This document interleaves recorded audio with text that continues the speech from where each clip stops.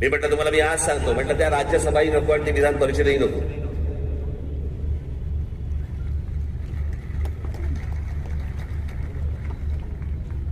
पण या देशाला चांगल्या खंबीर नेतृत्वाची गरज आहे, ज्याच्याकडनं माझ्या अपेक्षा आहेत त्याही पूर्ण झाल्या नाही तर राज ठाकरेचं तोंड आहेच.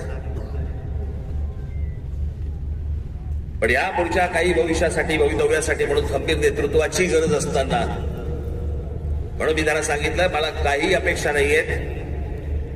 महाराष्ट्र नवनिर्माण सेना, भारतीय जनता पक्ष, शिवसेना आणि एनसीपी, परंतु फक्त नरेंद्र मोदींसाठी बिनशर्त पाठिंबा देत आहे हे मी आज आपल्या समोर सगळ्यांसमोर जाहीर करतो. आणि माझ्या गावागावातनं सगळ्या महाराष्ट्रामधनं आलेल्या